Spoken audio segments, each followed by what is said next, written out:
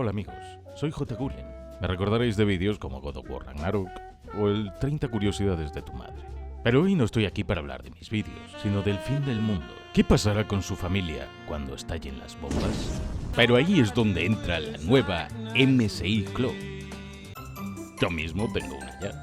No somos los primeros en hacer una handheld, pero sí los primeros en contar con un procesador Intel Core i7 y gráficos ARC, para que puedas jugar desde la comodidad de tu refugio. Además, cuenta con tecnología de última generación, XeSS, para que puedas jugar a todos tus juegos clásicos favoritos con un renderizado excelente y una mejor calidad de imagen. Pero ¿qué pasa si nos la llevamos en nuestras aventuras al yermo? Su batería de 53 vatios hora será capaz de aguantar hasta que llegues al próximo refugio. Además trae una estación de carga por si necesitas cargarla en cualquier sitio en mitad de la fría noche del yermo, y te ayudará a acabar con cualquier tipo de criatura del yermo. Protégete de saqueadores. Nadie te podrá robar tu MSI Claw, pues tiene un sensor de huella dactilar en el botón de encendido. No importa las mutaciones que tengas, es cómoda para cualquier tipo de manos y muy ligera para no sobrecargar tu inventario con demasiado peso. ¡Cuidado! Estás en una zona radioactiva. Tranquilo, no pasa nada. Gracias a su ventilación superior y disipación Cooler Boost Hyperflow, eliminará los efectos y el calor de toda posible radiación, disipándola con sus dos potentes ventiladores y cámara de vapor, estés donde estés. Rodeado de enemigos, su puerto Thunderbolt acabará con ellos. ¿Te han herido? Podrás comprobar tu estado con total claridad en su pantalla táctil de 120 Hz.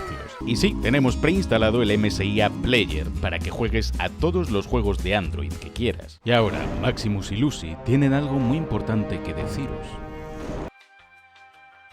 ¿Quieres ver un vídeo de J. Gulen? ¿Cómo has sabido que es mi youtuber favorito? Porque eres virgen, ¿no?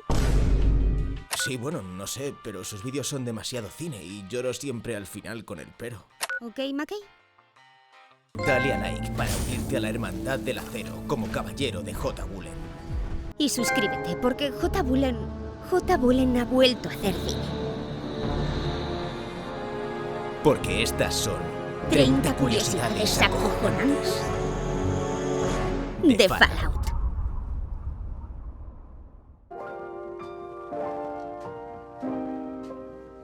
Echando un rápido vistazo al póster de la serie, vemos la calavera que forma la puerta del refugio, con Lucy y el exterior. Ella Purnell hace de Lucy, que para quien no lo sepa es la actriz de doblaje de la voz de Jinx en la serie de Arcane.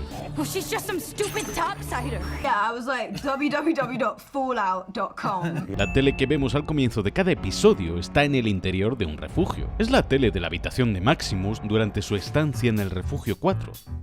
El mismo modelo de televisión que vemos en Fallout 3 y New Vegas de la marca Radiation King, ya que en los primeros Fallout las teles eran cuadradas. Y como no, el logo de Bethesda que tantas veces hemos visto al comienzo de sus juegos. Estamos en el 2077.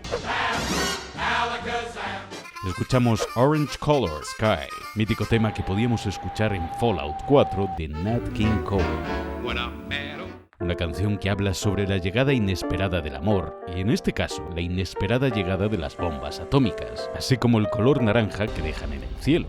Este arranque de la serie donde todo es idílico, familias felices que ignoran los mensajes de la tele, la radio y de repente ¡boom! Apocalipsis nuclear. Es muy parecido al inicio de Fallout 4, aunque para cielos naranjas ya están los de New Vegas. El color del atuendo de vaquero de Cooper es el de los míticos monos de los refugios. Pero si nos fijamos en el Cooper de 200 años después, cuando ya es un necrófago, por debajo de la gabardina y el chaleco podemos ver que aún sigue llevando su mítico atuendo de vaquero de cuando era actor de Hollywood. How the hell is Cooper Howard working kids' birthday parties? Alimony. Cooper tiene que actuar ahora en fiestas infantiles, ya que el divorcio de su mujer le ha costado parte de lo que ganó como actor. Aunque al final de la serie descubrimos que la principal razón de la ruptura es que Cooper descubre la verdad sobre el trabajo de su mujer en Voltec.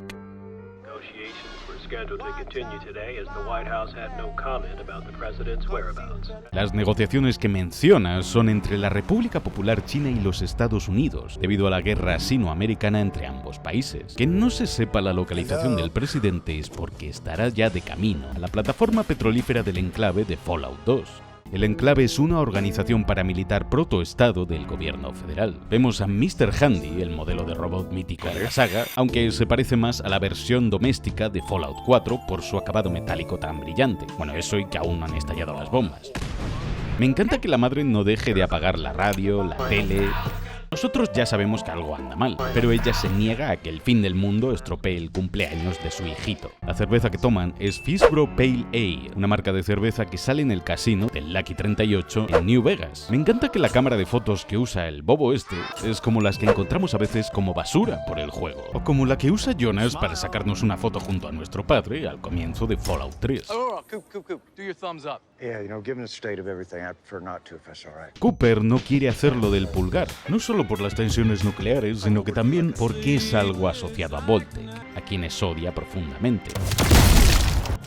Pero este truco no tiene sentido, queda muy bien en la serie y se ha hecho a partir de una teoría del juego que hicieron los fans hace años, pero realmente no tiene ningún uso práctico, porque cuando cae una bomba tan cerca no hay tiempo para sacar el pulgar si quieres ponerte a salvo. E incluso a una distancia segura, el hongo atómico podría seguir siendo más grande que tu pulgar y tú podrías no correr ningún peligro. Es como se referían en la Guerra Fría aquellos estadounidenses que eran comunistas. ¿Quieres morir por tu país, comunista de mierda? Aunque Cooper era todo lo contrario. Y fue su amigo indio el que le invitó a uno de esos meetings comunistas, en el que no duró mucho, por cierto. El nombre del niño del cumpleaños es Roy. Un guiño a Roy Rogers, un cowboy mítico del cine americano y que hacía películas como las que protagoniza Cooper. El tipo del tiempo no quiere dar el parte meteorológico porque sabe que puede que estén a punto de morir, pero la madre cambia la tele de canal y vemos un anuncio de Nuka-Cola, la refrescante bebida de la saga. Cambia de nuevo y vemos otro modelo de los coches que aparecía en nuestro vecindario en Fallout 4 y acto seguido los Sugar Bombs, los cereales que no dejan de aparecer por todos lados en esta saga. Los niños ven Grognak el Bárbaro, el personaje de las revistas de habilidades de Fallout 4 que parodia a Conan el Bárbaro. Y lo de Ruby Ruins es un guiño al juego que podemos encontrar de Grognak en Fallout 4. Y entonces... ¡pum! Aquí quitan el sonido. El terror va inundando los ojos de Cooper poco a poco, como la bomba destroza tan fácilmente los cristales de ese frágil refugio que la madre intentaba construir para su hijo. Es puro terror esta secuencia, y cunde el pánico. El dueño de la casa no deja entrar a su amiguito ni a su hija, adelantando la desesperación por entrar en los refugios o salvarse como al inicio de Fallout 4. Y en las puertas de este refugio pone Fallout Shelter, el nombre del juego de móvil. ¡Ey! ¿Ese coche es el Cherry Bomb de Fallout 4? Aunque parece más un Playmouse XNR. Si os fijáis, no vemos ninguna bomba caer del cielo, simplemente estallan, lo cual podría ser una pista de que las bombas estallaron desde por debajo del suelo y fueron colocadas y detonadas por Vault-Tec. De hecho, el único cráter que vemos en la serie es el de Shady Sands, bomba que se arrojó años después por el padre de Lucy. Vemos el observatorio Griffith, el mismo en el que tendrá lugar el encuentro final del último episodio. Es un poco el efecto de Fallout 3, en el que veíamos el obelisco de Washington a lo lejos, sabíamos que teníamos que llegar hasta allí, y un cartel de Vault-Tec anunciando sus refugios, como el que veíamos en Fallout 4, además de una pista de que sí es Vault-Tec quien ha provocado esto. 219 años después, estamos en el 2296, la fecha más lejana de toda la saga. Están hasta los típicos carteles de refugio. Repair skills. Lucy menciona sus habilidades de reparación, una habilidad del juego, mientras arregla una tubería en uno de los túneles de mantenimiento, similar a los de muchos refugios de la saga. Science skills. Speech skills. La ciencia y el discurso son también otras habilidades principales de nuestro personaje en el juego. La pizarra de la clase muestra la declaración de independencia de las 13 colonias. En la América ficticia de Fallout, los Estados Unidos reorganizan sus 50 estados en 13 mancomunidades y adoptan esta bandera que vemos en la pizarra y al lado de esta, la misma que encontrábamos en la clase del refugio 101 de Fallout 3. Da un poco de mal rollo que los proyectos de clase de los niños sean dibujar un hongo atómico o bombas nucleares, ya que es lo único que conocen del exterior. Han puesto hasta las típicas mesas con probetas que encontrábamos en New Vegas, Fallout Fallout 3, míticos ordenadores de la saga, y la clase es igualita a la del examen Goat que hacíamos en Fallout 3, aunque está más nueva. Hay un esquema sobre el cultivo del maíz, ya que es una de las principales actividades de este refugio. Lo de hazlo por el supervisor recalca que la figura del supervisor en el refugio es similar a la de un rey, acompañado de los dibujitos del Bolt Boy en las diferentes aptitudes del árbol de habilidades. Este mítico icono de la saga está basado en el tío Rich del Monopoly. Este póster de Stay Fit es de los juegos también. Hay una mujer usando una cinta masajeadora como la de los productos estúpidos de la teletienda. Seguimos viendo en Lucy habilidades del juego, como atletismo, armas a melee, cuerpo a cuerpo, armas de fuego. Y en la tele están viendo una peli de vaqueros que seguramente sea Howard en uno de sus westerns. Lo que cosechan son Taitos, un híbrido entre una patata y un tomate de Fallout 4 y Fallout 76. El libro de Guerra y Paz es mítico de la literatura rusa. Dado que se dedican al cultivo de maíz, casi todos los platos que comen llevan maíz. Y Norm está jugando en su Pip-Boy a Atomic Command, un minijuego al que podemos jugar en Fallout 4 en nuestro Pip-Boy y que referencia al mítico juego de Atari Missile Commando. Quienes entrevistan a Lucy son la vieja ciega de Deadpool y el tío que le pedía a Spider-Man que hiciese un backflip. O el del autobús de Shang-Chi.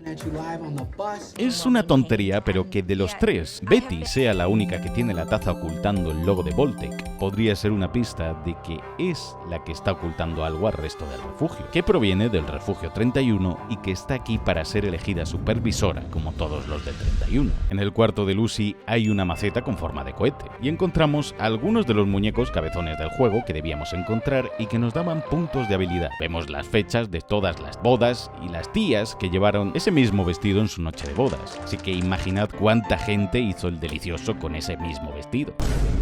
La pistola del cristal luego aparece en el suelo tras las revueltas de los saqueadores. Es un guiño al arma del refugio 111 y que luego Albóndiga nos puede conseguir. En cada refugio de la saga se lleva a cabo un experimento de algún tipo. Pero el de los refugios 32 y 33 es el de criar moradores de refugios totalmente leales a Vault-Tec. Mientras que en el 31 a supervisores que los dirijan. Por eso a Lucy en un principio parece que le han lavado el cerebro por completo y participa felizmente en todas las actividades del refugio, mientras que su hermano Norm es distinto. Parece que desde siempre le ha olido mal esto de los refugios, todo le da igual y su actitud no se corresponde con las del resto de los moradores. El padre de Lucy, el supervisor, es Kyle MacLachlan, de Twin Peaks y otras tantas obras maestras de David Lynch. En el escenario hay una jukebox de Fallout. Me encanta que el cura que oficiará la boda de Lucy tenga el logo de Vault-Tec en la sotana. En plan, Vault-Tec es nuestra religión y nuestro dios, justo lo que quería conseguir la empresa.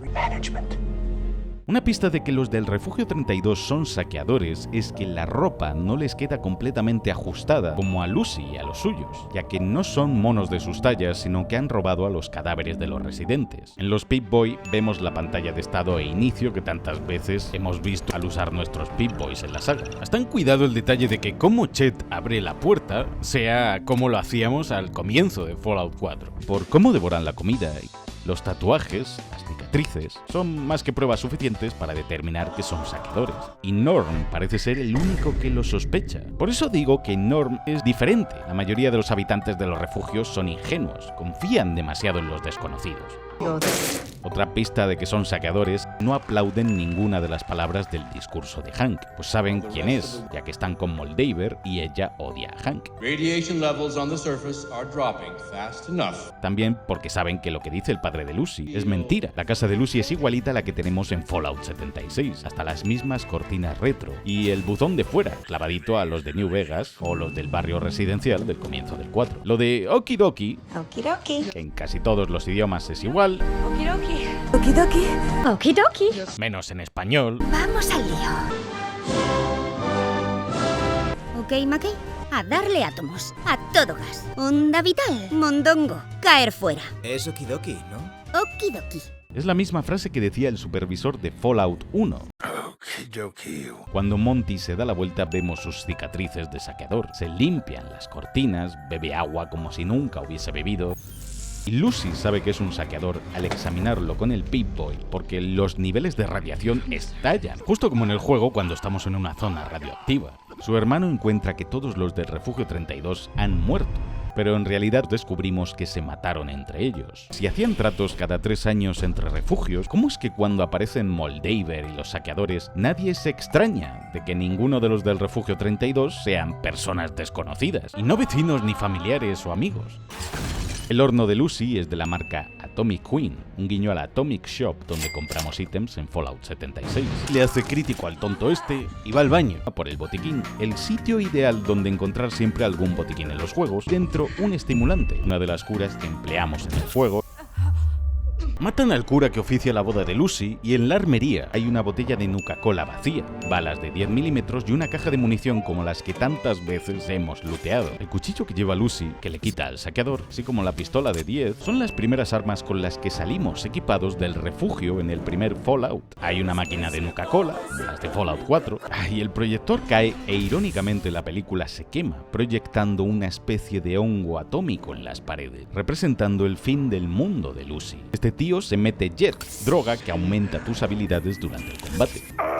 Hay bastante gore en esta escena, representa lo que son los golpes críticos con el BATS o simplemente esa violencia que tanto ha caracterizado a la saga desde siempre. A Lucy le impacta ver a su padre por primera vez matando a alguien, dejando claro subliminalmente que no es tan inocente ni bueno como ella pensaba. Está defendiendo a su hija, pero ya sabemos lo que pasa en el último capítulo. Aparece el logo de Standby, que tantas veces hemos visto al comienzo de muchas entregas de Fallout. Pista de que ella sabe algo del origen de todo esto. Es su mundo porque ella es su experimento y es lo único que le preocupa. La relación de Lucy con su padre es similar a la de Amata con el supervisor del Refugio 101 de Fallout 3, cuyo experimento era no dejar salir tampoco a nadie del refugio nunca ni abrir la puerta. Solo que Lucy en este caso es más sumisa que Amata. Que Lucy no pueda hacer nada aquí me recuerda un poco al comienzo de Fallout 4, cuando te quitan al muñeco que tienes como hijo y matan a tu mujer en la cámara criogénica. La trama de esta primera season es básicamente Fallout 3, donde debíamos buscar a nuestro padre, que también nos ocultaba cosas. Aunque al padre de Lucy no lo matan, porque Moldaver sabe quién es y lo quieren como prisionero para el código de la fusión fría en el capítulo 8. Que por cierto el código es 10-10-97, es decir, el 10 de octubre de 1997, fecha en la que salió el primer Fallout. Nos presentan a Maximus, el hijo bastardo de Denzel Washington. Estas edificaciones que vemos aquí son como las entradas de los búnkeres que vemos en la saga, donde suele haber algún escondite de la Hermandad del Acero. La herida de Maximus es la que tendrá en la nariz durante el resto de la temporada y vemos a Thaddeus instigando a los demás a que le zurren. Y vemos la bandera de la Hermandad del Acero. Es la del 2277, Fallout 3, y un póster de Alístate, que también es original de los juegos. La servoarmadura T-60 fue un invento de los Estados Unidos para ganar ventaja durante la Guerra Sinoamericana y que aparece en Fallout 4 y el 76. El maestro de Maximus lleva un manual de instrucciones de diferentes aparatos. Lo que busca la Hermandad del Acero es preservar tecnología de antes de la guerra. Este enorme Zeppelin de acero es el Pride-Wen, uno de los buques insignia de la Hermandad del Acero y que sale en Fallout 4. Los helicópteros que descienden son los Vertibird, o naves que conocemos desde Fallout 2. Como presentan a los caballeros de la Hermandad del Acero, como los putamos. Que luego el caballero Titus sea tan patético y cobarde. No puedes contar con nadie, en especial con tus héroes. Maximus sabe qué modelo de armadura es porque es el mismo modelo que llevaba el caballero de la hermandad que lo salvó en Shady Sands. Shady Sands es una localización del primer Fallout. Vemos cómo dibujan el retrato robot del científico Siggy, que conoceremos en el siguiente episodio. Cuando encuentran las servoarmaduras en el taller, no pude evitar pensar en el mítico menú de inicio de Fallout 4. De hecho, la grúa que sujeta la servoarmadura es la misma que la del menú y la que usará Maximus para levantarla luego. La cicatriz de la barbilla de Maximus se la hizo durante la destrucción de Shady Sands. Juegan al baloncesto como podemos jugar al baloncesto en el juego cuando agarras un objeto e intentas hacer lo mismo. Y bueno, aquí un recluta está... Sí, no, se está haciendo una p*** de mierda. Algo que adelanta que los de la Hermandad del Acero no reciben ningún tipo de educación sobre el delicioso ni el aparato reproductor femenino. Maximus tiene que seguir cavando las letrinas mientras ve cómo Dane es promocionado a escudero, cumpliendo su sueño mientras él sigue siendo el hazmerreír de todo el cuartel. Volvemos al refugio 33 y este mismo cartel es el de nuestra habitación en Fallout 76. Se sustituyen el cartel del mundo exterior no puede dañarte, lleno de sangre, por uno nuevo, cuando ha quedado más que probado que el exterior sí que puede dañarles. Arrastran los cuerpos de los saqueadores al área de compost, que significa abono. Van a dejar que se descompongan los cadáveres para usarlos como fertilizante para sus cultivos de maíz. El detalle de que los logos de la ducha sean puertas del refugio. ¡Oh! En efecto, es cine. El arma que cogen del suelo es una crafteada con cosas del exterior. Betty recalca que no se deben abrir las puertas, porque sabe cosas, y que este refugio es un experimento. Lucy sube hasta la entrada del refugio y cuando Norm se asoma, podemos ver la profundidad que tiene el refugio para evitar la radiación. Además, lo del ascensor es algo que ya vimos en Fallout 4. El sistema de apertura de la puerta principal del refugio es igual que la de Fallout 3 también. Así como en Fallout 4. Lucy deja el refugio con el mono de Vault-Tec, el primer atuendo que todos llevamos al empezar cada entrega. A las puertas del refugio hay decenas de cadáveres de personas que seguramente querían entrar y se quedaron a las puertas, tal y como muestra el prólogo de Fallout 4. Yo soy de Vault-Tec, voy a entrar. El calor de la radiación y las explosiones los dejó en este estado. Este es el cartel del puerto de Santa Mónica, y justo después vemos el puerto de Santa Mónica destrozado. Maximus se escondió en una nevera en plan Indiana Jones, aunque me recordó a la que veíamos en New Vegas con el perk de ver cosas paranormales. Pero en realidad esto es una referencia a Billy Peabody, el niño necrófago de Fallout 4 que se quedó atrapado en una nevera durante 210 años. Maximus menciona Eden, el apellido del presidente John Henry Eden, en clave, o bien un guiño a la visión de En busca del jardín del Edén de Fallout 3. A Maximus le sale bien el diálogo y le nombran escudero. Sobre la cama vemos una revista de Guns and Bullets, la mítica revista que si la lees en cualquiera de los juegos aumentará tu habilidad con armas pequeñas. Como Maximus ha sido promocionado a escudero, vemos cómo sus abusones ahora la toman con un nuevo cadete.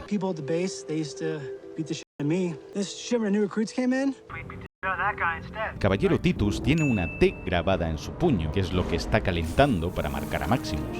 Le ofrecen a Maximus un palo para morderlo mientras lo queman, para soportar el dolor, pero él se niega. ¡Miren el tamaño de esos huevos! No grita y eso lo consagra ante los demás miembros de la hermandad, no como Tadeus. Hay un tío moviendo un botafumeiro, algo que se hace en las iglesias en misa. Vemos niños entre las filas de la hermandad. Al comienzo veíamos a unos niños fumando, chavales que al igual que Maximus son entrenados y acogidos por la hermandad desde pequeños, ya que se quedaron sin familia a causa de las bombas. El uniforme de escudero son como los del juego.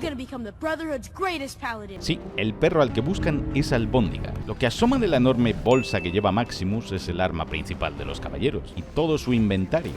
Matan a este tonto con el Junk Jet, o el bazooka de basura de Fallout 4. Le hacen un crítico con un bracito de bebé de juguete. Este tío que busca al Ghoul es el actor que hacía de Bubba en Forrest Gump. Camarones a la pimienta. Dentro hay un cartel señalando al cementerio al que se dirigen y más adelante hay un poste eléctrico donde hay un esqueleto crucificado, un castigo muy común impartido por la Legión de César en Fallout New Vegas, ¿verdad, Benny? Puede que lo que toma al Ghoul en la serie sea Radaway. No lo llegan a decir, pero es algo que le impide volverse salvaje.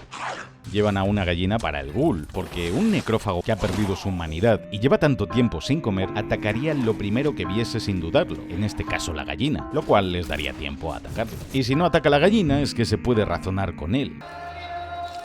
Me encanta este sonido. Es un canto de indio, como el de las pelis de vaqueros e indios que protagonizaba Howard, y se repite cada vez que aparece Cooper en la serie.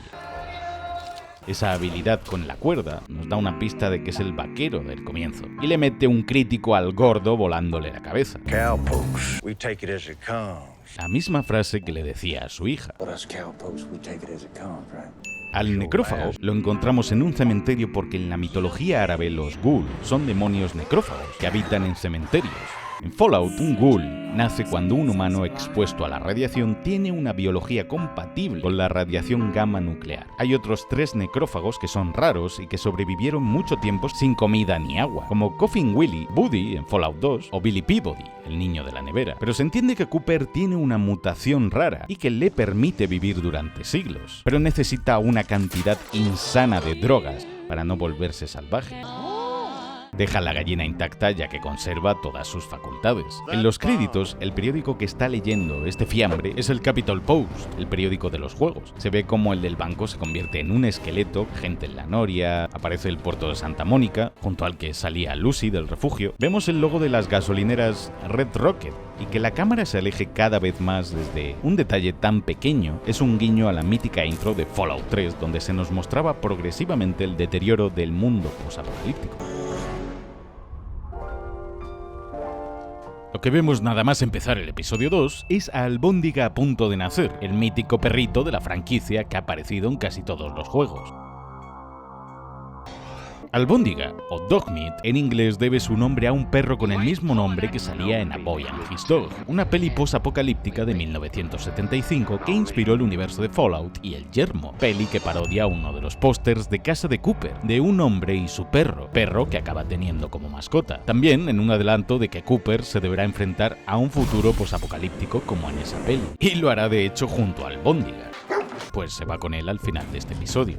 Aunque la inclusión de Albóndiga en los juegos comenzó como una referencia al perro de las pelis originales de Mad Max. Arrojan a un cachorro al incinerador porque pesa menos de 10 onzas, tal y como advierte este cartel. Por eso los queman, porque si tienen menos peso, no les son útiles. El científico, que por cierto es el mítico Ben Linus de Perdidos, pesa Albóndiga y ve que no llega por muy poquito a esas 10 onzas. Se apiada del cachorro y decide poner en el registro que pesa 10 onzas, salvando así al perrito. Estamos en lo que parece ser una instalación del enclave. Su departamento es el de ingeniería del comportamiento. Lo que les inyectan a los perros es clave para controlarles, y como la mayoría de experimentos, los están probando en animales para luego testarlo en humanos y así dominar el yermo. Este guardia lleva un rifle láser, que es otro arma mítica de la saga.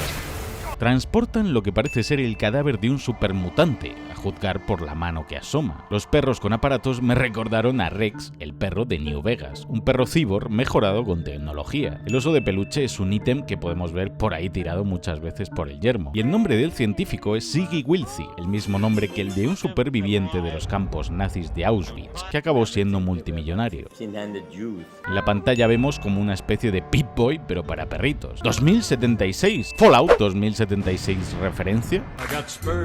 Siggy está intentando adiestrar al perro, pero sin los crueles métodos del enclave, intentando demostrar que se puede obtener el mismo resultado pero con amor y cariño. Bebe alcohol para aguantar el dolor que le espera con la inyección. Lo que pisa es un dispositivo que ha hecho para inyectarse y poder cauterizar la herida al cambiar de botón. Albóndiga mata al científico que se iba a chivar, porque es una buena chica. Siggy se deshace del Pip-Boy y de su equipo para que no lo localice. La torreta automatizada que emerge es muy similar al modelo de Fallout 4. Dios, la transición de los disparos que falla la torreta atravesando el título de la serie. Todos los títulos de apertura van, en cierto modo, con la temática de cada capítulo. Volvemos con Lucy y el yermo, la extensión árida creada por la inmensa cantidad de bombas atómicas que llovieron sobre la superficie, enviando por completo el mundo y el nivel del mar. Por eso encontramos barcos en el desierto. El paisaje, las casas derruidas, es muy parecido al yermo que vemos en los juegos. El robot enterrado en la arena es un Assaultron de Fallout 4 que construyó Robco Industries. Lucy vive la experiencia Fallout, colarte en una casa ajena, encontrarte a toda la familia muerta o esqueletos que te cuentan la historia o qué es lo que estaban haciendo antes de morir. Aquí la familia entera bebió veneno, se lo dieron hasta a los niños, justo antes de la caída de las bombas. Veneno que comercializó Voltec, para que aquellas personas que no pudiesen acceder a sus refugios tuviesen una muerte rápida e indolora. En cada episodio veremos cómo la inocencia de Lucy va siendo destruida por el yermo, episodio a episodio. Pero por ahora es ingenua y hace una hoguera sin saber que eso atraerá la atención de todo el mundo. Se quita el Pip-Boy y lo deja en el suelo porque, claro, ¿quién la iba a robar? Albóndiga mata a una mutaracha, uno de los enemigos más míticos y molestos de la saga. Siggy establece un paralelismo entre Lucy y cómo las mutarachas sobrevivieron y evolucionaron ante la adversidad, adelantando que el yermo va a cambiar a Lucy para siempre. Efectivamente, al final Lucy no quiere regresar al refugio 33 con su padre, cuando descubre toda la verdad. Maximus continúa su odisea con el caballero Titus, que le lanza la huevera para que se la limpie, algo que repetirá Maximus con Thaddeus. Titus es un imbécil, aunque podríamos ser cualquiera de nosotros ignorando la misión principal del juego y yéndonos por ahí a matar bichos. Me encanta que Siggy siga llevando la bata de científico aquí porque es uno de los atuendos del juego, pero se cambia para no dar el cante. Cram es un alimento del juego y lo huele porque supuestamente es carne precocinada que nunca caduca. Que Albóndiga llegue con una mano humana referencia a nuestra capacidad de ordenarle en el juego que recoja cosas para nosotros. En este plano vemos carteles publicitarios de Nuka-Cola, de Voltec, como estos imitan a los de la América de los años 50, en los que se inspira Fallout. Pero también vemos cómo la naturaleza ha proliferado y devorado el terreno y los edificios, casi como en The Last of Us. Lo que ataca a Maximus y a Titus es un Yao-Wai, criatura de la saga, que es un oso negro americano víctima de mucha radiación, y es que esta cueva está llena de barriles de materiales tóxicos. Yao-Wai viene de la mitología china y significa bestia demoníaca, con forma de tigre u oso con habilidades mágicas. La pistola que usa Maximus es un modelo 6520 de la pistola de 10 milímetros del Fallout original. Maximus mata al Yao-Wai de un disparo porque le sale un ataque crítico. Stupid missions for remnants that turn out to be La tostadora que menciona Titus se refiere a la misión de la tostadora de Big Mountain que encontramos en North World Blues, el DLC de New Vegas, ya que la Hermandad del Acero conquistó esa zona, corporación que vemos mencionada en la reunión de CEOs al final de la serie. O quizás se refiere a la tostadora de Fallout 2, que homenajeaba la película de la tostadora valiente. Maximus deja que se muera para lootearlo. En la serie los personajes deben tomar decisiones determinantes, como nosotros en los juegos. Lucy se encuentra con un NPC random, como los encuentros aleatorios que tenemos en el juego. Bueno, pues a seguir trabajando. Y a este se le ha estropeado el filtro del agua, un guiño a la trama de Fallout 1. Lucy se queda sin agua, aunque no tardará mucho en apreciar lo escaso que es este bien aquí arriba. Maximus se prueba la armadura en plan Iron Man, y el HUD es exactamente el mismo que el de Fallout 4.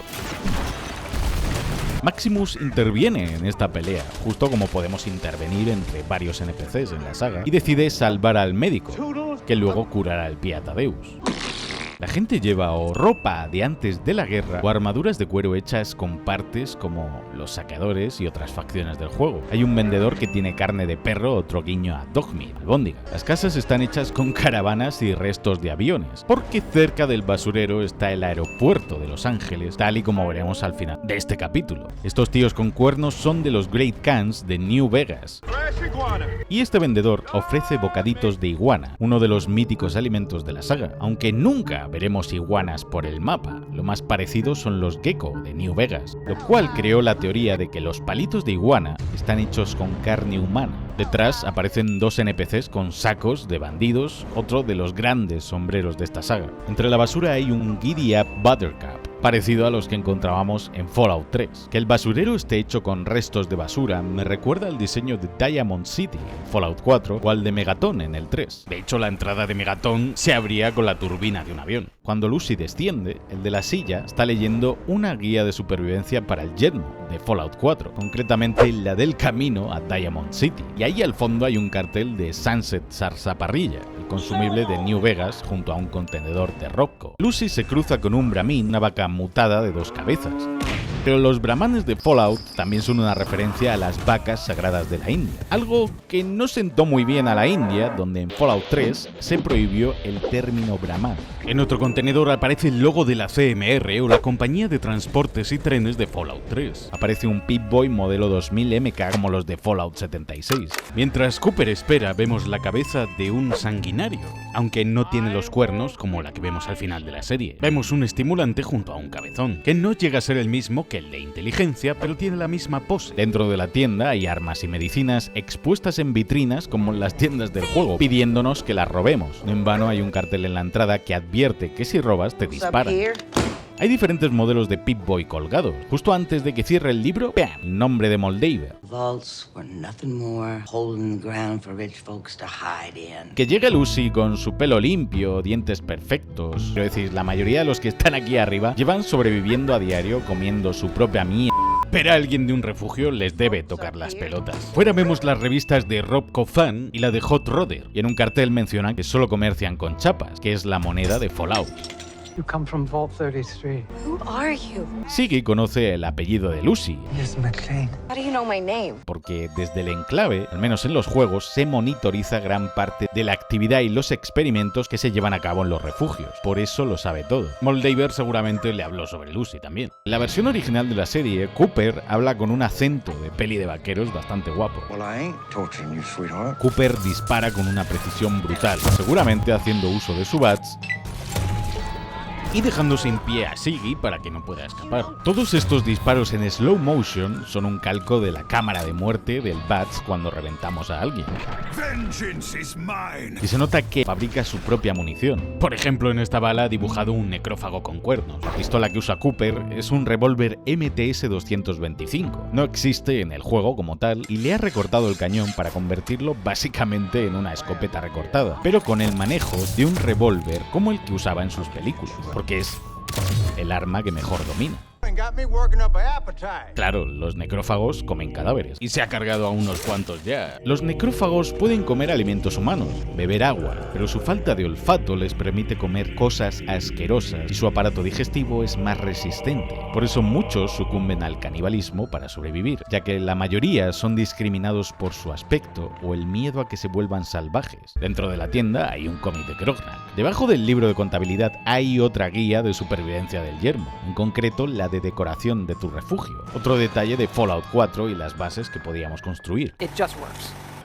El cabezón de la edición coleccionista de Fallout 3, además de una tortuga gris y cigarrillos Big Boss. Ambas son marcas de cigarrillos en los juegos, siendo Big Boss una referencia a Big Boss de Metal Gear Solid y sus cigarros. También hay una caja fuerte como las que podemos abrir en la saga y de nuevo el lanzador de basura que veíamos en el capítulo 1. Tiene todas las armas del mundo a su disposición, pero no roba ninguna. Quiere mantener el karma bueno. Aunque falla en lo de convencerle con su discurso, Lucy le dispara el tranquilizante, pero necesitaría grandes dosis de cualquier droga para que le pueda afectar. Maximus interrumpe a Cooper y aunque dispara una vez, a la segunda su arma se encasquilla. Algo que puede pasarle perfectamente a cualquiera en Fallout, ya que nuestras armas se deterioran y debemos repararlas. Maximus dispara, pero se nota su falta de experiencia. Aparte de que Cooper le dispara al arma para desarmarle, algo que podemos hacer también en la saga. Más adelante muestra que sabe disparar un arma, pero no ha recibido entrenamiento para disparar con servoarmadura. Y el casco reduce bastante su visibilidad. Hay un cartel de peligrominas, otra mítica trampa de la saga. El buen servopuño nunca falla. En la trastienda hay más guías de supervivencia colgadas, un anuncio de Mr. Handy y de limpiador Abraxo. Lo que come Barb es cerdo con alubias, una de las míticas latas de Fallout 3 y New Vegas. Maximus se pone a volar con la servoarmadura solo para impresionar a Lucy y le sale mal. Cooper dice eso porque sirvió en la guerra. Tuvo que llevar una de esas pesadas servoarmaduras. Por eso sabe dónde cortar para arruinar el traje. Y con el gancho le arranca otra válvula para desestabilizarlo. Y el daño que se hace Maximus en el pie al clavarlo en el suelo y el de su cabeza salen reflejados en el HUD de la servoarmadura. En la tienda de nuevo vemos munición del Fat Boy en la vitrina y un gorrito de cumpleaños de Voltec, como los que usamos en nuestra fiesta de cumpleaños en el prólogo de Fallout 3. Que Cooper se apiade del perro y lo cure demuestra que aún hay algo de humanidad y bondad en él. Cae la noche y al salir ya vemos cómo la gente va looteando los cuerpos tras la pelea. Esto de aquí estrellado en el suelo es un satélite de la CCCP, la Unión de Repúblicas Soviéticas, y este satélite seguramente fue derribado por los Estados Unidos por espiarles. Este avión es un modelo B-29 como el que vemos estrellado en New Vegas. Wilzig se toma el mismo veneno que la familia del comienzo. Puede cambiar el futuro porque la fusión fría cambiará el mundo, tal y como vemos al final. El cuchillo es un Reaper, una de las armas del juego más gore. Suena de fondo el temón que sonaba en la intro de Fallout 3. En los créditos, un Vertibird estrellado junto a más Vertibirds estacionados en una base aérea, que es el aeropuerto de Los Ángeles. Varios cadáveres de la Hermandad del Acero junto a un póster de Alístate con el tío Sam, un osito de peluche como el del comienzo, un cartel de Horizon Airlines, una aerolínea estadounidense de la saga antes de la guerra. Estamos en el rodaje de una de las pelis de Cooper. De fondo, un decorado de Monument Valley, donde se rodaban la gran mayoría de westerns clásicos. La frase de Feo, fuerte y fumón. Es una frase que le encantaba a John Wayne, uno de los mayores actores del cine western, y que es un dicho mexicano. Me encanta que aquí a Cooper le cueste matar porque no cree que vaya con su personaje. Cooper Howard es bueno, nunca mata a los malos, pero se acabará convirtiendo en un despiadado cazarrecompensas necrófago que dispara primero y pregunta después. Algunos de aquí se parecen al tipo de Voltec del comienzo de Fallout 4. Buenos días, soy de Voltec. Llevan hasta la misma gabardina, sombrero y la tablilla. Voltec anda por aquí, pues será en estos mismos estudios donde realicen el anuncio de Cooper con Voltec. Lo de la lavanda es un pequeño callback a la novela de la flor de lavanda que encontrábamos en Fallout 2. Su mujer le entrega el primer mono de refugio que se hizo, en base a los colores del traje de vaquero de Cooper, y como el que llevarán todos los moradores de los refugios. Y vemos a otro Mr. Handy por ahí. Oh, Cooper corriendo junto a su hijita. Es un buen padre. Lucy se lleva la cabeza del científico. Al igual que en Fallout podemos llevarnos partes de cualquier NPC. El sitio de los donuts es un Randy's Donuts, mítico de Estados Unidos. Aquí Cooper parece estar imitando la portada de Lonesome Road, el DLC de New Vegas. Suena el tema de Maybe, de los Ink Spots, de los créditos del primer Fallout, la misma canción que cantaba Martin en el Refugio 8. Lucy come los mismos huevos rellenos que podemos encontrar en la saga. A Maximus le sale bien la jugada de carisma haciéndose pasar por Titus, pero le envían a otro escudero. Maximus es bastante ingenuo si piensa que no le van a intentar robar, ya que la servoarmadura es uno de los bienes más preciados del juego. Entre la basura vemos los restos de lo que parece ser un synth o androide, como los de Fallout 3 y 4. Maximus se recupera y se viene arriba, pero esto podría ser un guiño a que en los juegos hay habilidades que, como Nerd Rage, cuando tenemos la salud baja, infligimos más daño a los enemigos. Maximus se plantea matar a Thaddeus, como acaba de hacer con el sacador, durante medio segundo, algo que tratará de hacer luego. Reaparece el logo de Sunset Sarsaparrilla del New Vegas.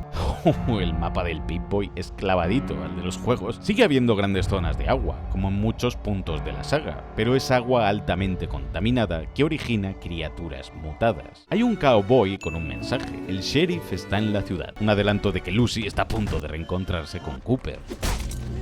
Lo que ataca a Lucy es un Gulper, o una salamandra mutada como las que encontramos en Fallout 4. Cooper ve las deposiciones del Gulper y sabe que hay uno por aquí. Chet llora en el refugio porque ha perdido su trabajo, pero a Norm se la suda. No realiza sus labores con entusiasmo. La salamandra está tan mutada que tiene dedos en la boca, aunque luego aprenderemos que es porque tiene genes humanos, pues es un habitante del Refugio 4. Lucy usa la bolsa del ghoul para zafarse de la enorme salamandra, pero le rompe todos los viales de su preciada droga.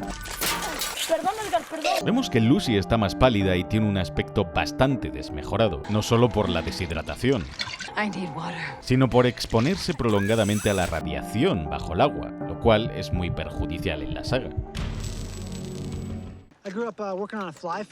Sí, las mismas moscas mutadas tocapelotas de la franquicia. Lo que sujeta a este NPC es un chip de agua, como el de Fallout 1, donde también se rompía el chip. De hecho, al final nos echaban del refugio, al igual que Lucy no podrá volver aún al 33. ¡Ah! ¡Una mutaracha! Maximus decide hacer lo contrario a lo que Titus hizo con él: proteger a su escudero. Derrotan al Gulper y podemos ver el momento exacto en el que sale volando la cabeza. Encuentran la bota de Lucy y un flamenco rosa como los de Fallout 76. Oh, Albóndiga reconoce a su amo y le da besitos. La pierna de la servoarmadura ha sido dañada al tirar de Thaddeus, tal y como vemos en el HUD. El autobús que encuentran lleno de esqueletos es de los estudios de Cine Crest de California, justo el estudio donde Cooper grababa su película y donde comenzaba este mismo episodio. Vemos la misma estatua de la mujer sosteniendo una esfera, ahora tirada en el suelo. Cooper dispara el cartel porque fue él quien dio origen a ese muñeco. Vemos a un soldado romano y a alguien vestido de César. ¿Una referencia a la Legión de César de New Vegas? Great to meet you. Este tipo es George Jaffe, uno de los nombres que vemos en el ordenador de Norm. Fue supervisor del Refugio 33 antes que el padre de Lucy, pues participó también en el programa de Los Amigos de Bud. Go for it, Coop. You were to do like a thumbs up. A Cooper se le ocurre lo del pulgar, lo cual daría origen a la mítica pose del Ball Boy de Voltec. En los créditos, bajo el cartel, vemos a Cooper en una publicidad anterior al diseño del muñeco. Voltec desechó a Cooper como imagen corporativa tras ser expulsado de Hollywood. Y a partir de él, diseñaron al chico del refugio que todos conocemos. Vemos el donut del comienzo enterrado en el yermo, un cartel de Mr. Handy adelantando su aparición en el siguiente episodio y el logo de BK Cleaners, que solo aparece en Fallout New Vegas como una empresa dedicada a la limpieza. El capítulo empieza con Lucy y Cooper yendo por el Paseo de la Fama de Hollywood, ya que es la misma dirección que señalaba el cartel de la zona del Gulper. El nombre de West Side es un distrito de Fallout New Vegas. En las zonas de la serie en la que están en puntos que salen en New Vegas, el tono es más anaranjado, pues esa es la estética general del New Vegas. Mientras que el basurero, que es básicamente Megaton, o donde luchan contra el Gulper, los tonos son más azulados y verdes, colores más presentes en Fallout 3. En el interior de la clínica hay un ghoul, Roger, que está a punto de volverse salvaje. Está dentro de la clínica porque es su último intento desesperado de encontrar la droga que usa Cooper para no volverse salvaje. Este proceso se conoce como feralización y se debe a la degeneración del cerebro. Lo primero que pierde un ghoul son los tejidos y capas de piel, pero a la larga la radiación va afectando a sus órganos y una vez llega al cerebro, un necrófago acaba perdiendo toda su capacidad de pensar, sus recuerdos y se convierten en bestias que acaban brillando tras recibir siglos y siglos de radiación. Y es que los ghouls que vagan solos son más susceptibles a volverse salvajes. Los Blanco Mac and Cheese son otra marca de comida que encontramos en la saga. Cooper le habla de comida para que Roger use los últimos momentos de cordura que le quedan para recordar con cariño el sabor de la comida de su madre. Cooper termina con la agonía de Roger, mientras aún conserva algo de humanidad. Este necrófago aguantó 28 años sin transformarse. Pero Cooper lleva más de 200. Es hoy que tiene 200 años de experiencia, debe ser ya nivel 100 como mínimo. Cooper devora a su amigo, porque seguramente tenga la habilidad de canibalismo, donde al consumir carne podemos recuperar salud. Lucy McLean. Reconoce el apellido McLean porque conoció a su padre hace 200 años en Voltec. Le ponen al saqueador una especie de mascarilla para evitar que les contagie la radiación. Lucy acaba bebiendo agua radioactiva. Cooper sabía que lo haría porque él ha pasado por lo mismo. Lucy le arranca a Cooper un dedo en plan Gollum y lo consigue con suma facilidad ya que es un necrófago y tiene la piel frita. Cooper le devuelve el favor y le corta un dedo a ella y se lo queda, lo cual es una mecánica de Fallout 3 en la que con el perk de justiciero al matar enemigos como saqueadores o personajes malvados podremos recoger sus dedos para obtener chapas a cambio. La embarazada visita a Chet y trae consigo un cuadro de su marido, al que apenas conocimos durante un par de segundos al principio. Y la ropa de este era toda amarilla y azul. Es como si no pudiesen llevar otro color. Hasta las casas por dentro son solo azules y amarillas. Los mercados Super Dapper son una cadena de hipermercados de Fallout, donde normalmente solo encontramos trampas o saqueadores. Este Mr. Handy se parece al Mr. Andy del Refugio 101, que era el médico del refugio y acabó perdiendo los circuitos matando a gente. Sobre la encimera vemos botes de Day Trippers, una droga alucinógena consumible de Fallout 4. Se indigna porque recordemos que el refugio se está quedando sin agua y mientras ellos comen maíz, a los presos les dan tarta y gelatina. Eso aumenta las sospechas de Norm y lo empuja a investigar. Hay un cartel de Eres Especial, como el libro de Fallout 3 en el que de bebés podíamos distribuir los puntos de los atributos de nuestro personaje. Los ordenadores, al igual que en los juegos, muestran los registros de los experimentos o lo que sucedió en cada refugio. Ya en el Refugio 32 encuentran un futbolín de Fallout 76. Esto prueba que los saqueadores encontraron el Refugio 32 así, pero no pudieron subsistir mucho tiempo ya que no había cosechas ni alimentos. Este tío clavó un tenedor en una tostadora. Y en Fallout 4 también había uno con una tostadora y un tenedor en la bañera. Lo que ven en la tele de los ratones es un paralelismo con cómo Vault-Tec ha experimentado con ellos. Tienen aquí a ghouls atrapados para vender sus órganos.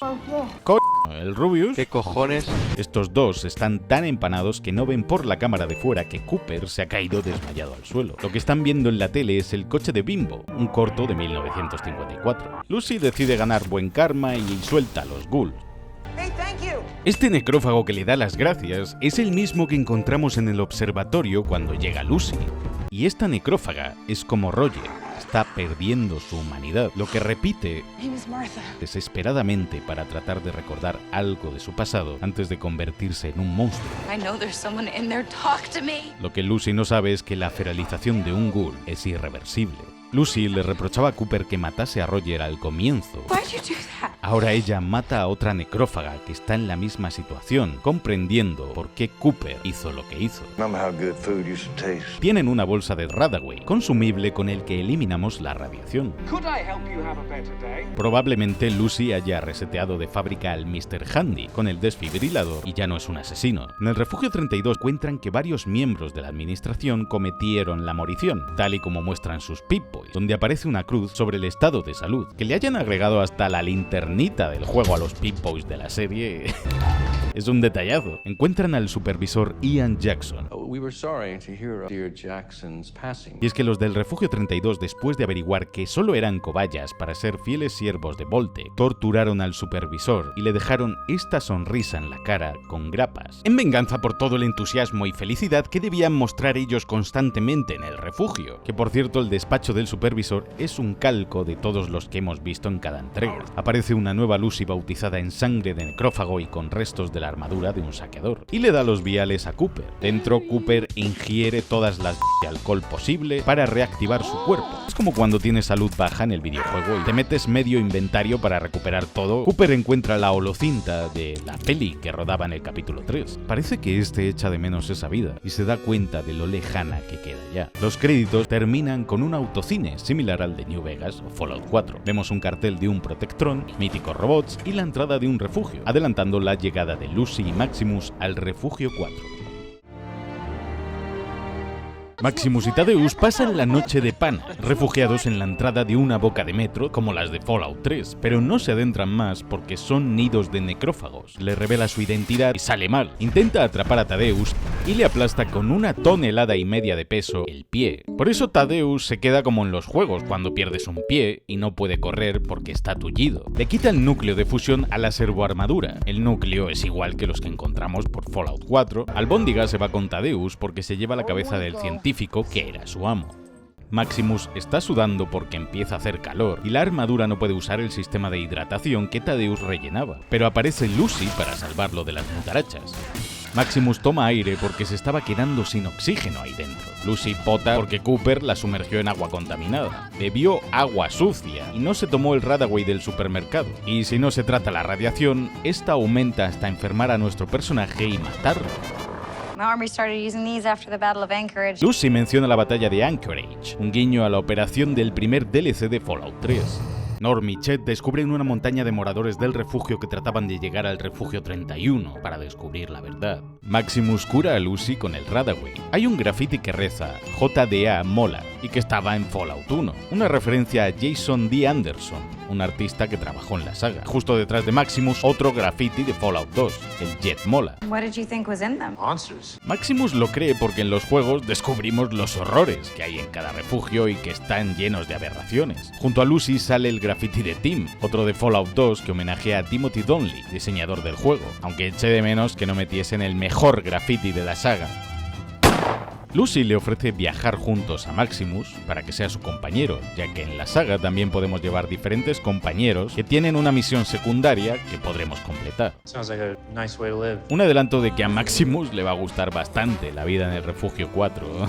En el Refugio 33 preparan las elecciones y en la pizarra vemos dibujada a Betsy Ross cosiendo la bandera de los Estados Unidos, pues fue quien diseñó la bandera en 1776. Y mola que el globo terráqueo no sea exactamente igual al nuestro, pues las bombas deformaron la superficie. Ni siquiera él, que es un candidato, puede evitar votar a Betty, la del Refugio 31. Demostrando una vez más que el experimento de Bat sigue siendo un éxito. vote for somebody, all 31. La bomba que cayó en Shady Sands no es de las del principio. Fue lanzada por el padre de Lucy y convirtió a su madre en un necrófago. Maximus y Lucy se encuentran con dos extraños. Estos personajes son Fiends, facción que aparece en el New Vegas y son adictos a la droga que se fijan en el Pip-Boy de Lucy porque saben que vale unas cuantas chapas. Maybe the mashed potatoes were a little better. Steph dice lo mismo que decía el padre de Norm, porque también es del 31, y acabará siendo supervisora del 32. Los guardias del refugio tienen las mismas armaduras y protecciones que los guardias de seguridad de los refugios de la saga. Al igual que en Fallout 1, Shady Sands tiene el logo de la Nueva República de California y tiene los osos de la NCR. Aquí vivían más de 34.000 personas que el padre de Lucy masacró. Pues la tarea de repoblar y restaurar la civilización era de Vault-Tec. El día de la reclamación es justo el día en el que empieza Fallout 76. Es Reclamation Day. ¡Ey! Y otro graffiti. Si alguien encuentra esto, siento que estés aquí. El cual estaba en New Vegas, en la salida del sol en Sierra Madre. Lo que dice Maximus resume bastante bien la trama de Fallout, un puñado de facciones que siempre intentan salvar el mundo cuando en realidad solo quieren luchar por asumir el poder del yermo bajo sus normas e ideología. Encuentran la clínica Hawthorne, que es de la familia de científicos que hicieron el anuncio con Cooper. Pues este es el mismo refugio que salía anunciando. En el parking hay un enorme logo de Vault-Tec que grita "Aquí hay un refugio". La clínica es de investigación y desarrollo, un adelanto de los experimentos que realizan con los moradores del Refugio 4. Hasta la luz del techo es una guía directa de los recién llegados hacia la trampa. La puerta pone suministros médicos para que la gente del exterior entre en busca de ayuda. Hasta la puerta está pintada, todo es un decorado diseñado para atraer a nuevas cobayas. El Refugio 32 ha sido limpiado de cadáveres y está como si fuese nuevo, hasta han arreglado la tostadora, pero han olvidado una pequeña gota de sangre en uno de los muñecos de futbolín y han destrozado por completo el ordenador del supervisor Jackson para evitar que más gente se entrometa. Pero eso es mentira, porque Moldaver abrió la puerta del 32 con el Pip-Boy de Rose. Vemos que en el Refugio 4 se dedican más a la vegetación que en el 33, porque hay muchísimas plantas. Los créditos tienen lugar en la escuela de Shady Sands, y este libro de la Nueva República de California fue escrito por Kate Williams, y a Moldaver se la conocía como la señorita Williams, así que podría ser ella. Empezamos con una retransmisión de Noticias Galaxia, la misma cabecera que veíamos al comienzo de Fallout 1 y un guiño a Radio Galaxia. Hola, chicos, soy Three Dog, vuestra voz en la oscuridad. La mítica emisora de Fallout 3 comandada por el mítico Three Dog. Cooper recorre el Refugio 4 por dentro y en una de las puertas vemos el título de sujetos de prueba, que es donde Lucy y Maximus están ahora encerrados. Conocemos a los Hawthorne, que investigarán los efectos de la radiación en el ADN humano. Pues el objetivo del Refugio 4 es el de crear híbridos humanos con animales acuáticos que soporten la radiación del exterior. El teléfono que aparece de Vault-Tec existe y podéis llamar, pero solo escucharéis a un hombre gritando. Cooper conoce a Bud Atkin, a quien nosotros conoceremos en su forma de cerebro sobre una rumba. Trabajaba para Westec, los inventores de las servoarmaduras de la saga y el virus Theft que apareció por primera vez en Fallout 1 y que dio origen a los supermutantes. La armadura T-45 son como las de Fallout 3. El tiempo es una pista de las cámaras de criogenización que planean usar, y que son como las del refugio de Fallout 4. Cooper ve un anuncio de Nuka-Cola junto al que hizo para Vault-Tec en el periódico, y al dejarlo leemos otro titular que referencia a la guerra sinoamericana. El perro de Cooper es el mismo que el de la película que aparece en las escaleras.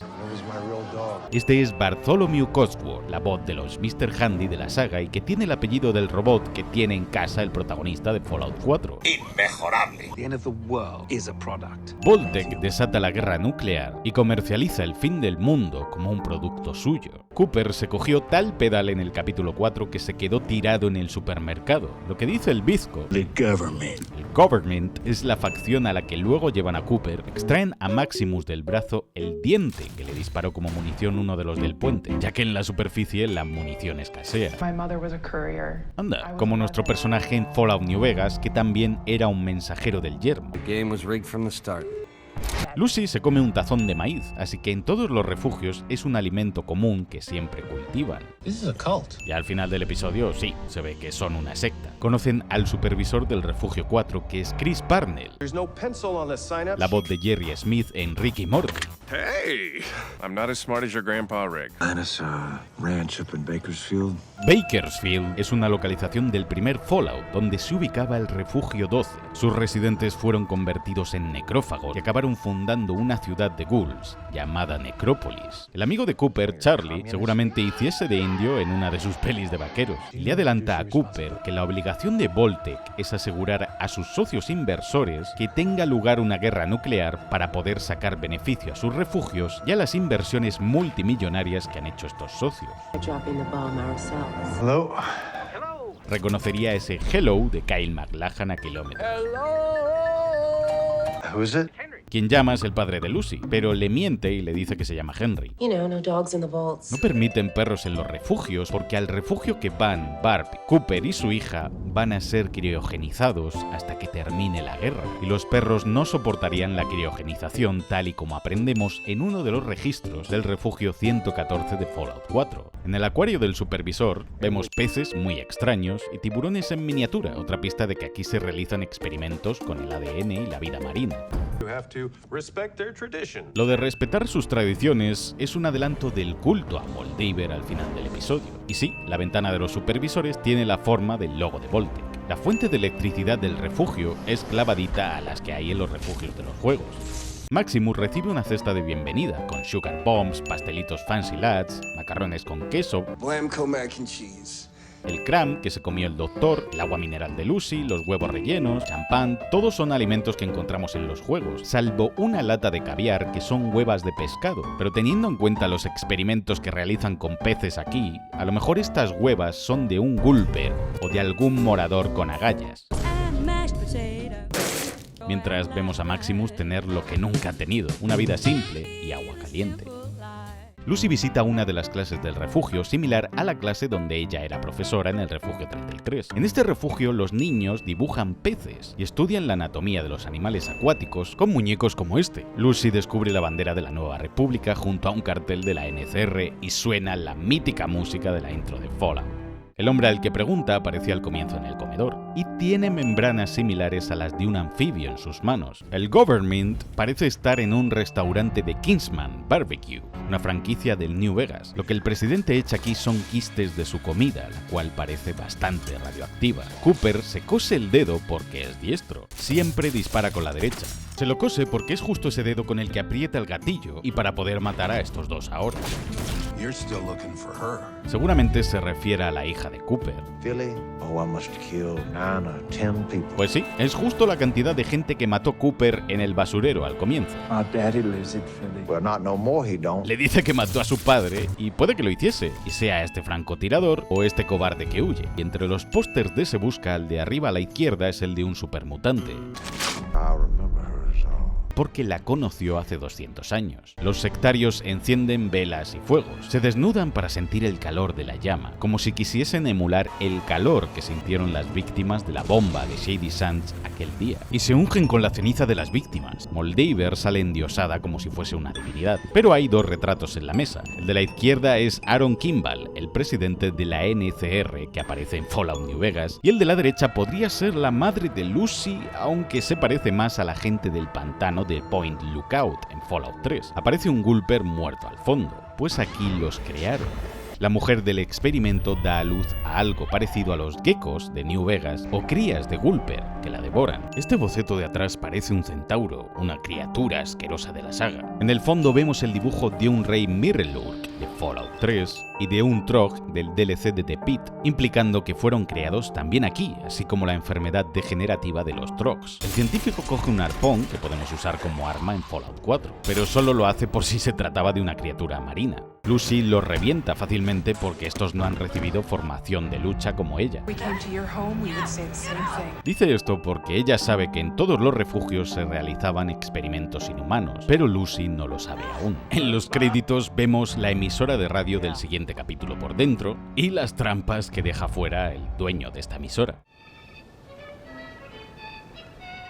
Este par llevan armaduras de Rangers de la NCR, el legendario set de Fallout New Vegas. Por favor, cariño, no eres un Ranger de la NCR. Esta pequeña cabaña me recuerda a las casas de chapa que te encontrabas por ahí en el yermo. De primeras les hace creer que se ha comido a la niña. Deja claro que disparó y mató a su hermano para luego lootearle este sobre. Y elimina la posibilidad de venganza, pero lo mata limpiamente de un disparo en el corazón. A Cooper le molesta lo que Moldaver dice porque al fin y al cabo sirvió a Estados Unidos como soldado en la guerra. Por eso se marcha.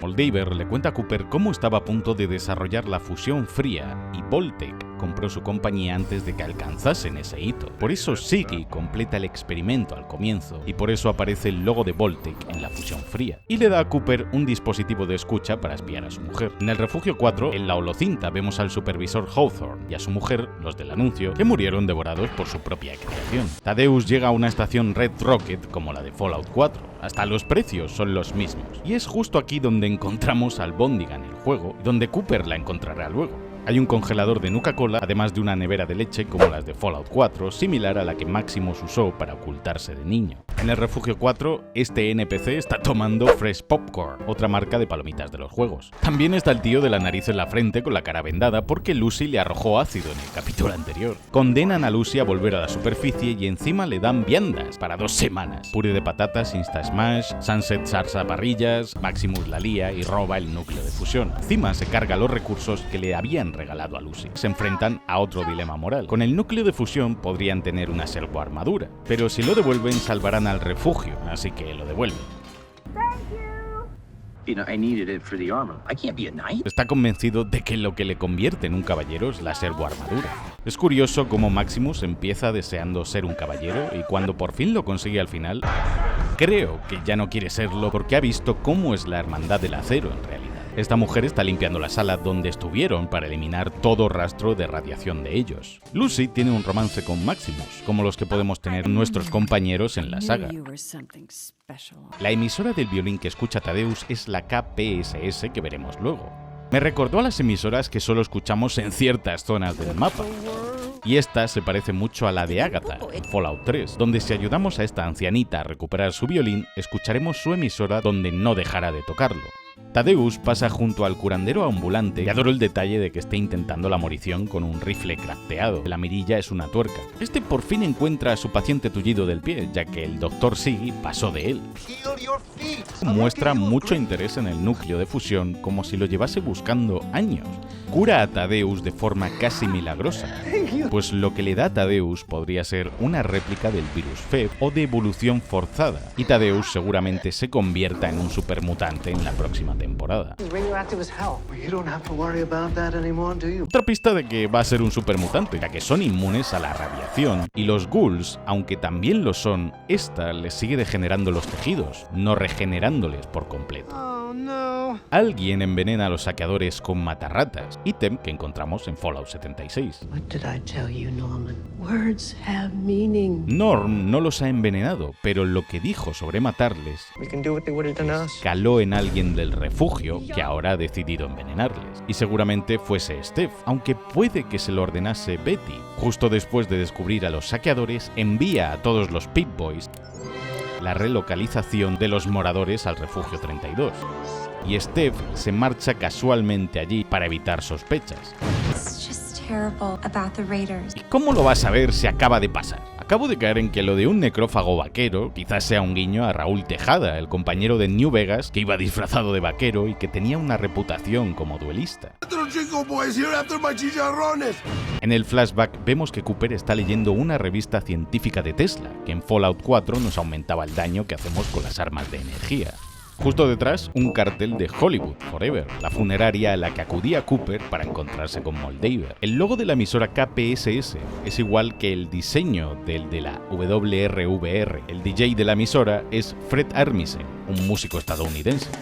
La estación está llena de trampas caseras, como la trampa para osos de Fallout 4. Thaddeus vacía el cargador y falla todos los tiros, así que tiene muy poca habilidad con armas pequeñas o de fuego. Oh, y un enano de jardín, ítem que podemos encontrar en muchos sitios de la saga. Thaddeus cae en una trampa y una flecha le hiere mortalmente. pero sigue vivo como si nada. Vemos cómo sus tejidos se regeneran, porque las células de supermutante se dividen y regeneran constantemente, haciéndolos biológicamente inmortales. Maximus les da el cambiazo a los de la hermandad con las cabezas para darle tiempo a Lucy. Ambos se besan y las cabezas también.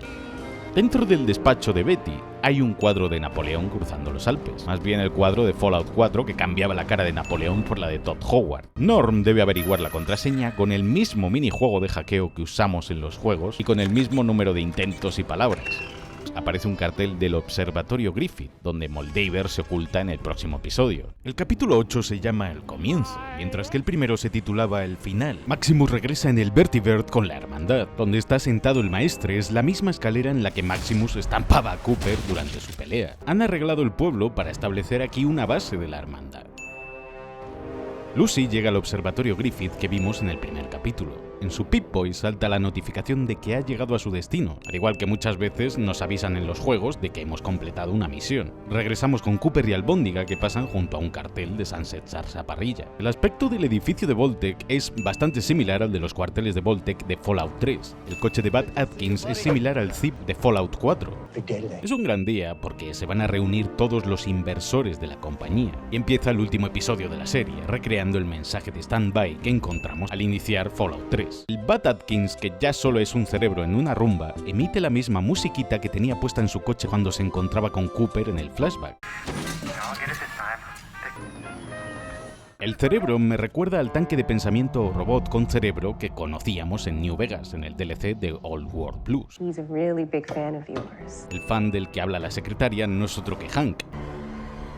Vemos a Robert House, el presidente de Robco, uno de los principales personajes de Fallout New Vegas. A Leo von Felden, principal investigador de Westec. Big MT, el contratista de defensa de la guerra sinoamericana y sus instalaciones de investigación en Oddworld Plus. Quien lo representa es Frederick Sinclair, un personaje cuyo esqueleto aparecía en el DLC de Dead Money y que convierte el casino de Sierra Madre en un refugio para sobrevivir. Y esta vieja repeinada es Julia Masters, la representante de Repcon, la compañía de ingeniería de cohetes con la que podemos estrellar a los ghouls. Mirad cómo el mapa de Estados Unidos con la luz de arriba conforman un hongo atómico nuclear.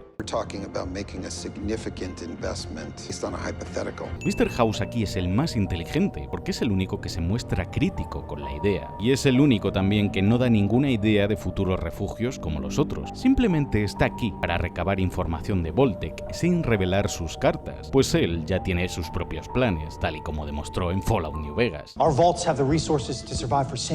Hay comida y agua en los refugios para siglos, sí, pero se ha demostrado que no son interminables y 200 años después puede haber problemas de abastecimiento. Barb recibe un mensaje en su Pip-Boy de una misteriosa figura que los observa. Hay quien dice que es alguien del enclave, el presidente, el Dr. Brown del refugio 112, el CEO de Vault-Tec. A mí me gusta pensar que es el tío que se tiraba a las gallinas. Norm descubre las cámaras de criogenización. En las cámaras vacías vemos el nombre de Steph, la cápsula de Betty y la de Hank, su padre. Por eso en cada refugio hay un experimento distinto, porque cada inversor pudo jugar a ser Dios con los refugios que compraron. Sinclair propone un refugio donde todos compitan por sobrevivir, que es lo que se hizo en el refugio 27. Julia sugiere un refugio controlado por robots como el 72 o el 118.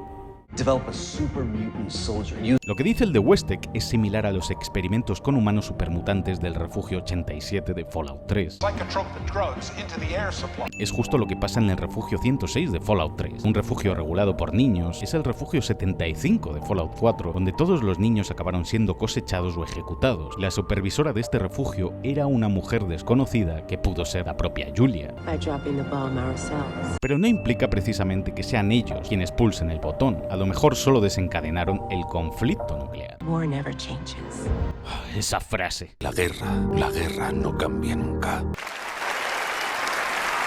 Desde el observatorio se puede ver el cráter que dejaron algunas de las bombas del primer episodio. Lucy recuerda a Shady Sands con más nitidez ahora. El El tranvía y toda la maqueta que vimos en el Refugio 4 era una recreación bastante fiel de la plaza de Shady Sands, pero hay un extraño obelisco que es el mismo que se encontraba en el Shady Sands original de Fallout 1 y que narra su historia. El terminal de laboratorio donde crea la fusión fría Moldaver es igual a los terminales científicos de la saga. En el Refugio 31, en el terminal, vemos el nombre de Ian Jackson, el supervisor del 32 que murió asesinado. El plano de los Bertie Birds de la Hermandad del Acero con el sol del atardecer, sé reconocer una referencia a Apocalypse Now cuando la veo. Y acompañan a Moldaver soldados de la NCR y ella lleva una pistola láser clavadita a las de... sí, a la del juego. La NCR y la Hermandad luchan a cámara lenta, al igual que al comienzo hacían los del refugio con los saqueadores, recalcando que... la guerra no cambia nunca.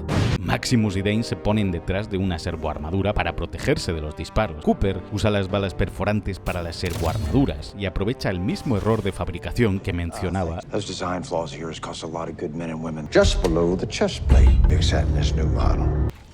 Cooper lanza una granada y justo vemos al caballero que muere a causa de ella abrir las puertas. Hank deja a Maximus inconsciente. Hank debe ser de los pocos que saben dónde está su familia, pero Hank escapa cual rata. Lucy mata a su madre de un disparo para poner fin a su sufrimiento. El cochinillo tiene dos cabezas, perdón, me acabo de dar cuenta. Pero ya se ha producido un cambio en Lucy. Una moribunda Moldaver culmina el experimento de la fusión fría y se sienta junto a la madre de Lucy para ver cómo la luz regresa al yermo. Lucy, Albóndiga y Cooper siguen al padre de Lucy, y el mítico cartel de Hollywood sigue ahí, solo que ahora patrocinado por Nuka-Cola. El padre de Lucy se para junto a una calavera de sanguinario, que es una de las criaturas más letales de la saga. Y observa la ciudad de Las Vegas, o más bien New Vegas. En el cartel de los créditos aparece el Tops Casino de New Vegas, se mencionan las cryosuites, los restos de un sanguinario en el suelo, un vertibird de la NCR estrellado, un cartel del Lucky 38, otra localización mítica del juego, el cartel del Tops Casino y la torre del Lucky 38 junto a las barricadas que defienden la ciudad. ¿Cómo que 2 millones de suscriptores? Pero si no hace ni un año que llegamos a 1 millón y ya estamos celebrando... Muchas gracias a todos, chicos. Ahora el objetivo es llegar a los 10 millones. Así que suscribiros como perras, pero antes habrá que celebrar los 2 millones, ¿no? Este próximo viernes de Fotabulen con un directo como Dios manda, dándoos las gracias uno a uno. Bien, darle las gracias a Neri Walde y a Sergio Liébana por prestar su voz y por contactar conmigo para incluirles en este vídeo. Ambos son la voz de Lucy y de Maximus en la versión en castellano. Es okidoki, ¿no? Suscríbete, Letterser, por fin saldrá el blog por el PC.